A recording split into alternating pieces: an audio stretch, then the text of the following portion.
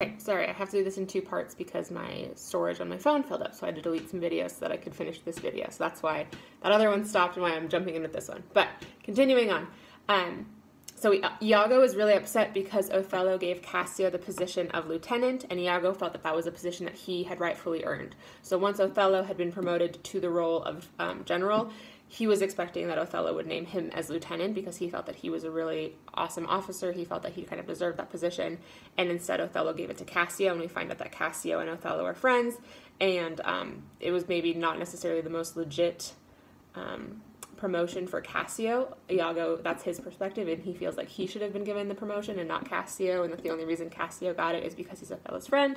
So Iago is obviously very, very angry about this, and he's really upset about everything going on, and he has a really deep hatred now for Othello. We also find out through this conversation between Iago and Othello, or between Iago and Rodrigo, that Othello just got married recently, either that same day or earlier in the week, but it was very recent, to Desdemona, who is the daughter of a really societally high-ranking man named Brabantio, who had a really high, he's not royal or anything like that, but he was just really well respected, and he had a very high rank in society in Venice at the time. And so Brabantio's daughter, Desdemona, is now married to Othello, and then we find out through the rest of this conversation that Iago and Rodrigo are having, that Rodrigo had asked Brabantio multiple times if he could marry Desdemona, and that Brabantio had continuously turned him down. And so Rodrigo's really, really upset about this as well, and Iago knows, because of that, that there's no way that Brabantio gave his blessing over this marriage. He's certain that Desdemona got married behind her father's back to Othello, and so the wheels in his head kind of start turning, and he starts scheming about how he can use this against Othello. So by the end of Act 1, Rodrigo and Iago decide that they are going to go tell Brabantio about Desdemona's marriage to Othello in order to kind of create a divide between Brabantio, who, remember, is really influential in the society, and Othello, as a way to kind of get back at Othello for giving Cassio the role of lieutenant. So Iago and Rodrigo go to Brabantio's house, and they tell him about Desdemona's marriage to Othello, and Brabantio is super pissed. He's really angry to hear this. He did not know about this. He believes that the only way his daughter would ever marry a Moor is if she was tricked into it using some kind of like black magic or a potion, and he gets really, really kind of paranoid. And so he decides that he is going to go with Iago and Rodrigo, and they are going to go get Othello and put him in prison. So that's kind of what happens in Act 1, Scene 1. That's the plan that they come up with, and that's when we first see Iago's scheming. We see his clear desire for vengeance against Othello, his really big desire to kind of bring about Othello's downfall, and we see a little bit of the racial tension that exists in Venice at the time as well. So that's basically Act 1, Scene 1. Rodrigo and Iago and Brabantio are off to find Othello.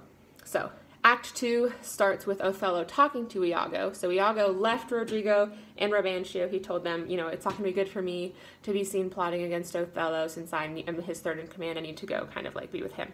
So he's kind of playing double agent here. Iago operates out of what's best for himself. He doesn't really take sides. He just kind of decides to do what he thinks is going to work out for him the best in the end. So he leaves and he goes and finds Othello, and they start having a conversation, and Iago asks if Othello's marriage to Desdemona is completely legal yet, and Othello says, yes, it's confirmed, we're legally married, like it's a secure marriage, and Iago says, you know, well, that's good, because I'm pretty sure her dad is not really happy about this. And then we find out that Othello has his own kind of royal lineage. He comes from a really high-ranking family as well. He just has never been treated that way because of his background and because of his race and because of his beliefs. He's always been treated really, really poorly ever since he left home, but he does come from a royal family. It's just not known to a lot of the people in Venice because of his skin color and because of his title as a Moor. So he is, because of that, a worthy husband for Desdemona. He tells Iago this, and his marriage to Desdemona is a secure marriage. In other words, it's one that's legally legit. There's not really a way that you could fight it in a court of law if you wanted to call it an illegitimate marriage or anything like that. So Iago finds this out, which kind of ruins his plan a little bit, but he's still pretty sure that Brabantio can get some kind of revenge. So Othello and Iago are having this conversation, and then Cassio shows up with a couple of other people. He says, hey, the Duke wants us to come meet at his house. He's really worried. There's some fleets coming from Turk. We think they're heading to Cyprus. We don't really know what to do. You need to come with us. And so Othello, being the head officer, is like, okay, yes, that's what I need to do. I'll get going there.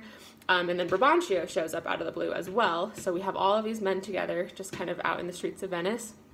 And Brabantio takes Othello with him and is like, you're coming with me because you have tricked my daughter, you've stolen from me, you're like a thief in that way, you've taken my only possession, my daughter, because remember, women would have been much more viewed as possessions, not as kind of independent beings. So Brabantio is really angry that Othello stole Desdemona from him, so instead of going with Cassio, Brabantio takes Othello, but they're all going to the Duke's place regardless because the Duke would be kind of the head guy in charge. And so if anyone was going to punish Othello, it would have needed to be okayed by the Duke. So Brabantio takes Othello, and Cassio's coming too, and Iago. Everyone's heading to the Duke's house so they can figure out what to do with Othello, but also so that they can figure out what to do with this war scenario that's coming up.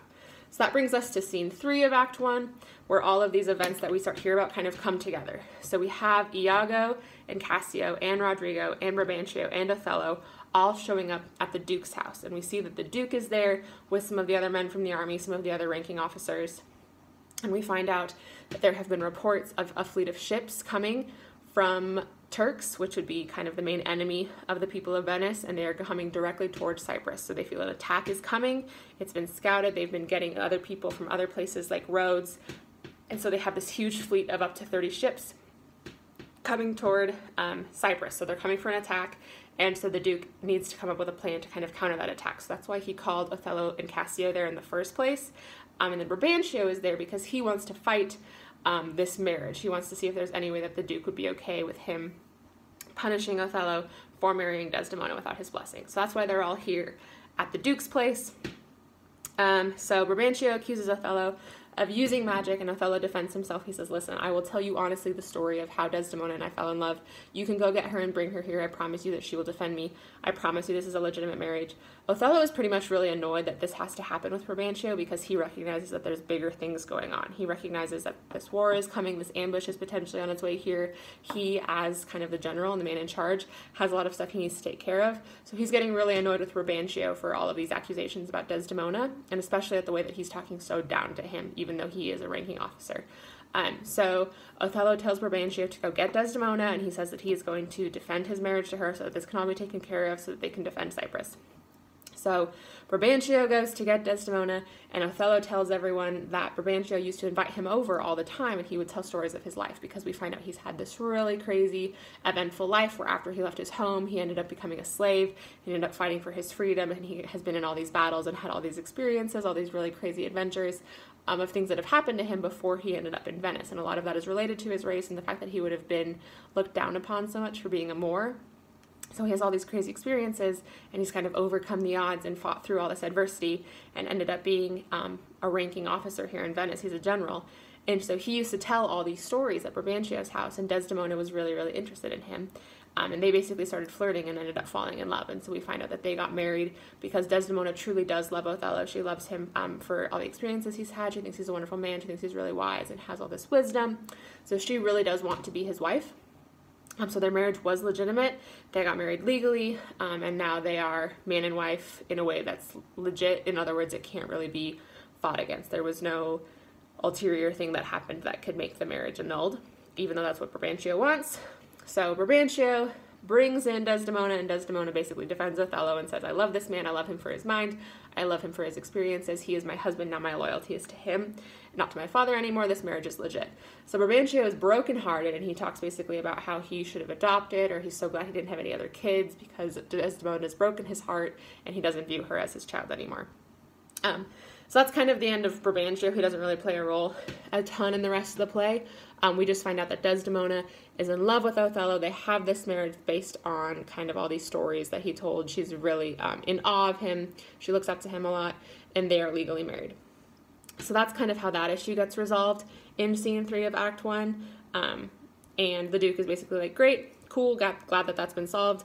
Regardless, we still need to deal with this situation with the Turkish fleet coming toward us, and they're coming to attack Cyprus. So we got to figure something else out about that. So Othello, I'm sending you to the front lines. You know our defense system the best. You go, you figure out a way to fight off the Turks. That's what the Duke tells Othello. That's his new command. And Othello says, great, that's fine, but where am I supposed to put my wife? She doesn't have a home here. We don't have a place to live. If I'm going off to live on the front lines, and she's not welcome at her father's house anymore. And Desdemona says that she wouldn't want to go to her father's house anyway. She would rather be with her husband. So basically the Duke okays it, that Desdemona may go with the men, and she can go with to kind of the battle lines and live there with them. So that's kind of what gets okayed. So by the end of this whole little meeting, Cassio and Othello and Iago and Desdemona and the entire army are going to head to the front lines. They're going to start working out a defense plan to kind of counter the attack from the Turks, and Desdemona is just going to live there with her husband among the military. So that's kind of the plan that's been established. Everything is resolved and settled. Everyone leaves to go prepare for their journey. And then we kind of shift gears a little bit, and Rodrigo and Iago are talking a little bit more. And Rodrigo is super heartsick. He was in love with Desdemona. He wanted to marry her. He'd been denied her hand in marriage, and now she's married to Othello. So Rodrigo is really upset by this, and Iago kind of figures out a way that he can use that to his advantage. So he basically tells Rodrigo, listen, this marriage isn't going to last. They got married really hastily. They got married without a ton of basis for their relationship. This isn't real love. They're going to break up. What you need to do is go sell everything you have, get some money, figure out a way to kind of use that to your advantage and move Desdemona. And when this relationship between her and Othello collapses, I'll make sure she ends up with you. And Rodrigo's basically like, okay, yeah, that sounds like a good plan. I'll do that. I'm not heartsick anymore. I'll go with you. I'm going to go sell all my stuff now, get all this money. That's what I'll do. So Rodrigo leaves, and then we see Iago give this kind of monologue to the audience where he basically just talks about how he is manipulating Rodrigo. He doesn't actually care about him at all. He doesn't care about their friendship. He just wants to see if he can use this situation as a way to get back at Othello. So kind of everything he does is based on getting revenge on Othello at this point. So he has this other thing going on with Rodrigo, so Rodrigo's going to go give him all his money. He thinks maybe he can use that to his advantage, but his real plan is to basically create a divide between Cassio and Othello, because he thinks if he can create that divide between these two friends, then he'll get the position that's rightfully his. So he decides that once they get to the military base, once they get to the front lines and everything is settled, he is going to start spreading a rumor that Cassio had a relationship with Desdemona against or I guess behind Othello's back, that she cheated on him with his best friend. So that's the rumor that he decides he's going to spread. And then we find out that some of his reasoning behind that is that there is a rumor that Othello had a relationship with his wife, with Iago's wife. And Iago doesn't think that's true, but regardless, he thinks this is a really sweet kind of poetic justice plan where he can get back at Othello and get the position that's rightfully his, and still get some money from Rodrigo, and still get the ranking that he wants, and still kind of bring about the downfall of Othello and Cassio through all of this. So Iago's a really big plotter. He's not a great guy, but that's basically what's going on. So just to summarize, once again, Desdemona and Othello are married. Othello is really looked down upon because he's a Moor. However, he is still the ranking officer in charge. He's the general. Cassio is his lieutenant. Iago is the ancient. Iago is very manipulative. He has a bunch of different plans in place, using Rodrigo, using Cassio, using Desdemona in order to get revenge on Othello for the fact that Othello gave the lieutenant, second-in-command position to Cassio instead of him. In the meantime, there is an attack coming from the Turks towards Cyprus, so all of these men and Desdemona have to go to the military base on the front lines. So that's kind of a summary of Act 1. Hopefully that kind of helped make a little more sense of what's going on in the play so far. Again, if you have any questions, just shoot me an email. I'll see if I can find some other resources that give a pretty good background on the play as well. And again, I'm sorry that this video had to happen in 2 separate chunks, but hopefully it still makes sense. Otherwise, just make sure that you are continuing to read through the play, continuing to do your articles, and continuing to work on your reading guide, and make sure you get everything done by May 8th. So, have a good Monday!